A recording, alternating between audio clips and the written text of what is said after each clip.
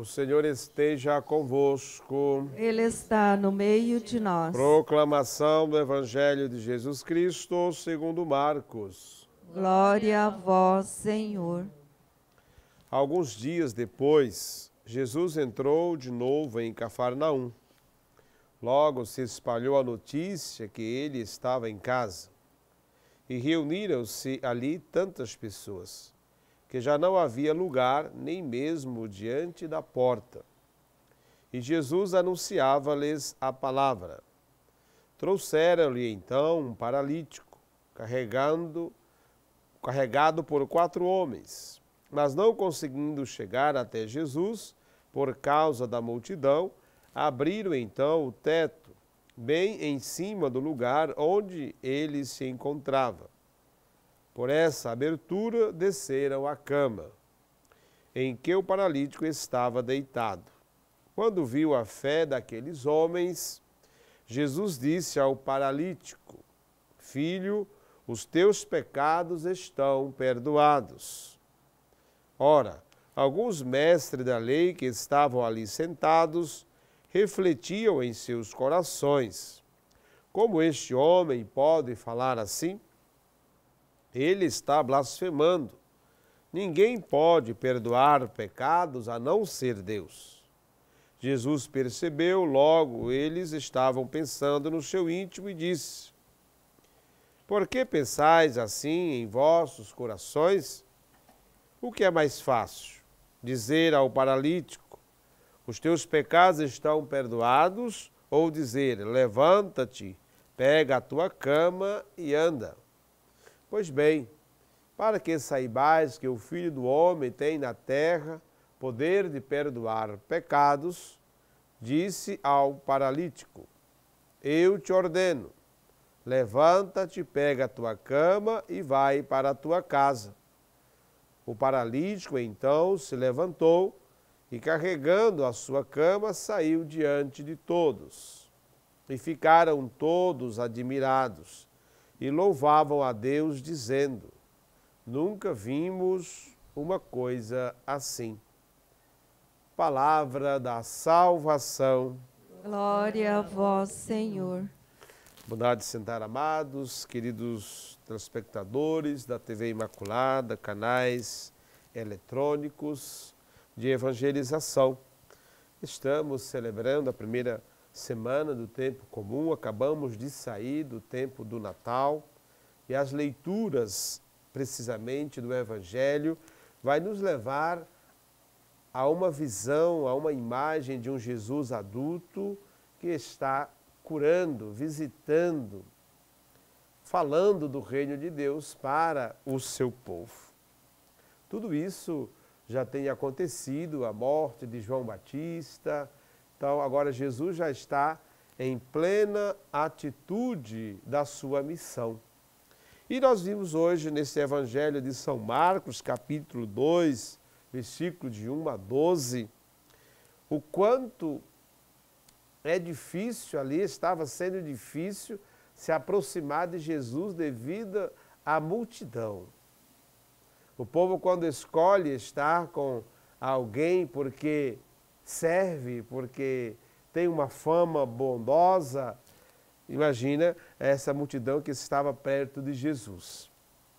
E porque Jesus, de fato, veio trazer ali do céu a imagem de Deus, a atitude de Deus, que é, de fato, curar as enfermidades, né, das pessoas. E aí temos o caso, o episódio deste homem paralítico, que não podia andar, carregado por esses homens para ver o que acontecia com ele, de fato. Mas não tinha abertura, não dava para entrar pela porta. E ali a esperteza de muitos desses homens é abrir um espaço no teto. Imagina, né? Descer a cama ali, sustentado pela corda, né? Pela amarração daquela época.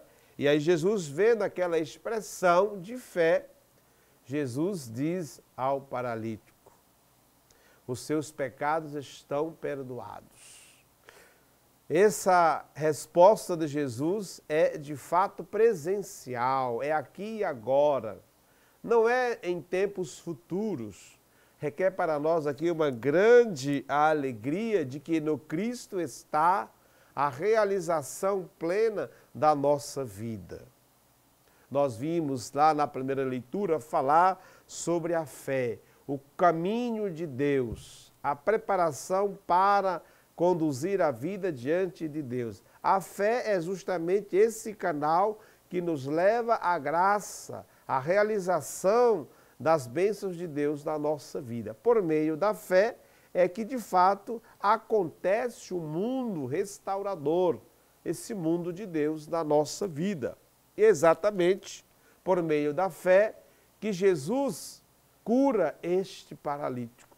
A fé que este paralítico tinha em Jesus Cristo, levado pelos seus amigos e no meio da multidão, aquelas pessoas que não concordavam, que não acreditavam que um ser humano fosse possível falar como se fosse Deus. Ora, Jesus estava perdoando e bem disse esses doutores da lei, os escribas, que somente Deus tem o poder de perdoar.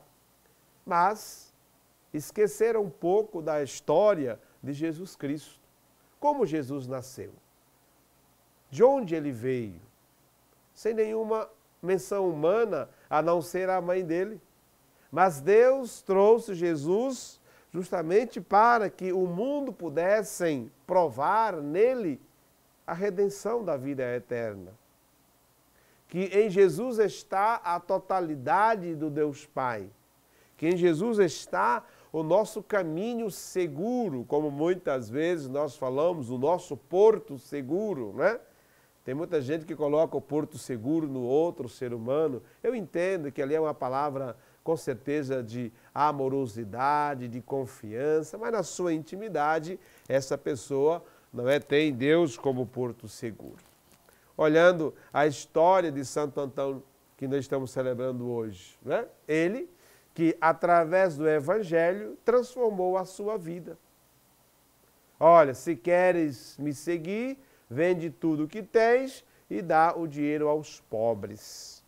Justamente nessa frase que Santo Antão viu ali a sua vida, a riqueza de seguir a Jesus Cristo. Ele, como um filho de camponês da época, né, muitos recursos, então se consagra a Jesus e se retira em oração. Veja como a leitura do Evangelho nos ensina a sermos pessoas felizes, pessoas livres, pessoas capazes de entender e de viver o reino de Deus aqui na terra. Não é só quando estamos com enfermidades expostas, que não podemos mais andar. Quantas atitudes paralíticas nós temos diante daquilo que Jesus nos apresenta. A cegueira de compreender o caminho da verdade. A cegueira de não perceber aqui a ação de Deus em Jesus Cristo, como esses escribas da lei. Ora, e Jesus parte de fato para que eles possam entender do jeito deles. Pois muito bem, já que vocês duvidam que eu tenho poder sobre a terra, eu vou dizer exatamente aquilo que vocês querem ouvir. Levanta-te. A humilhação para esse aleijado, para esse deficiente, como eu vou levantar? Mas quem estava falando era Deus. E esse homem acreditou. E ele se levantou e foi para casa andando. Né? Veja, quantas vezes e quantas pessoas saem da missa transformadas. Porque a palavra do Evangelho tocou o coração desta pessoa. Porque Jesus ali na sua intimidade oracional com esta pessoa, edificou, realizou aquilo que de fato ela esperava. Ela que tanto lutou pela fé, e exatamente naquele dia foi tocada no coração e realizou aquilo que mais desejava. Isso de fato são os sinais de Jesus na nossa vida. E não vai parar por aí. Jamais os sinais de Deus vai cessar.